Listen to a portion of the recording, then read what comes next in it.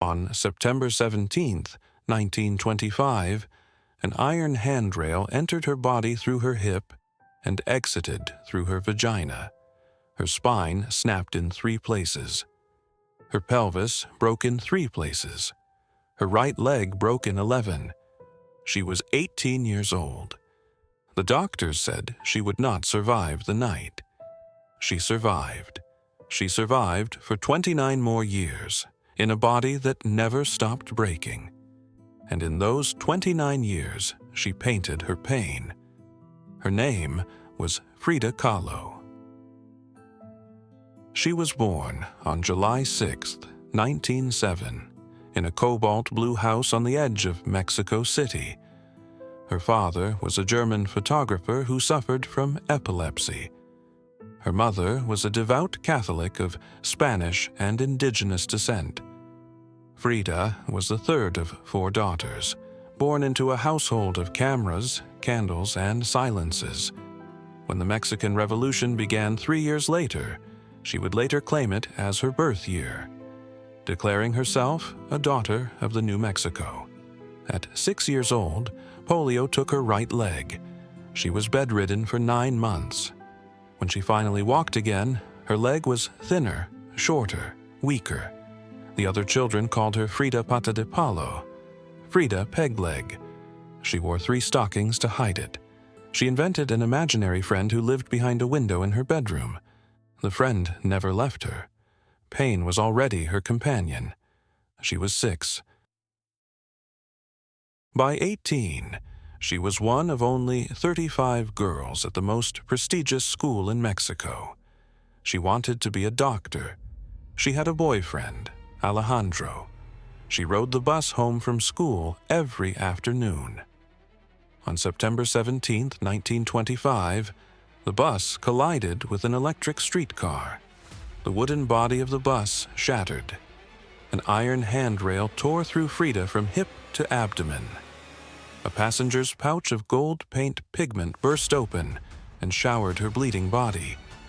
She lay naked, broken, and gilded on the road. Strangers thought she was a dancer. Her spinal column broke in 3 places. Her collarbone broke. Her ribs broke. Her pelvis broke in 3 places. Her right leg broke in 11. Her right foot was crushed. Her shoulder was dislocated. She was strapped into a full-body plaster cast for months. Her mother bolted a mirror to the canopy of her 4-poster bed and built her a custom easel. Frida looked up and began to paint herself. By 21, she was walking again, barely, permanently, with a limp she would carry to the grave. She climbed a scaffolding at the Ministry of Public Education in Mexico City and called up to the most famous painter in the country. Diego Rivera was 42 years old, 300 pounds, married, and the leading muralist of the Mexican Revolution. She told him she had brought him 3 paintings. She did not want flattery. She wanted to know if she had talent. He came down the ladder. He looked. He told her she did. A year later, on August 21st, 1929, Frida Kahlo married Diego Rivera. She was 22. He was 42. Her mother called it the marriage of an elephant and a dove. She put away her European clothes. She began to wear the long Tijuana skirts and embroidered blouses of indigenous Mexico, both as a political statement and to disguise her broken leg. She had married a man who was already known to be unfaithful. For the next decade, Diego painted murals across the United States. Frida went with him. She hated America. She called it Gringolandia. She suffered her second miscarriage in a hospital in Detroit.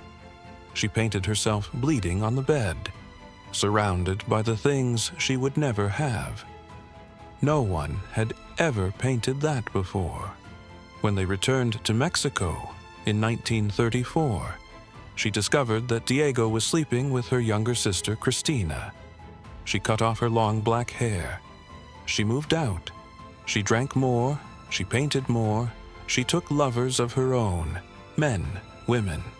In 1937, the exiled revolutionary Leon Trotsky arrived at the Casa Azul under Diego's protection. Within months, Frida and Trotsky were lovers. In Paris, in 1939, the Louvre bought one of her paintings. She became the first Mexican artist of her century in their collection. Picasso wrote to Diego, "Neither you nor I can paint a head like Frida's." In November of that year, she divorced him. A year later, on her own conditions, she married him again. The art world wanted to call her a surrealist. André Breton declared her one. She refused. "I never painted dreams," she said. "I painted my own reality, and her reality was brutal. She painted herself with a thorn necklace cutting her throat. She painted herself wounded as a deer pierced by arrows. She painted her shattered spine as a cracked Greek column inside her open body, her skin held together by a steel medical brace, her face streaming silent tears. She painted two versions of herself sitting side by side, holding hands, one Mexican, one European, their hearts exposed and bleeding into each other. She painted what no one else in the 20th century would dare to look at: a woman's miscarriage, a woman's body in a corset of iron and plaster, a woman's face after her sister had taken her husband. She did not flinch. She did not look away. She held the mirror up and painted what the mirror showed her. The spinal fusion of 1946 failed. She wore a series of plaster and steel corsets for the rest of her life. She painted on them. She drew skeletons and hammers and sickles on the iron that held her together. By 1950, she was hospitalized in Mexico City for 9 months. By 1953, the doctors amputated her right leg below the knee. "Feet," she wrote in her diary, "what do I want them for, if I have wings to fly?" That same April, the only solo exhibition of her life opened in Mexico City. Her doctors forbade her to attend. So Frida arrived by ambulance. They wheeled her 4-poster bed into the gallery, and she greeted every visitor lying down. She drank, she sang. She held court from her bed for an entire night, in a city that had finally decided to look at her. She was 46 years old. She had less than a year to live, and she knew it. On July 13th, 1954, Frida Kahlo died in the cobalt-blue house where she had been born. She was 47. The official cause was a pulmonary embolism. Her nurse counted the empty bottles of painkillers. She did not say more. Her last completed painting was a still life of cut watermelons. Across the largest red slice, she had carved 3 words: Viva la Vida, long live life.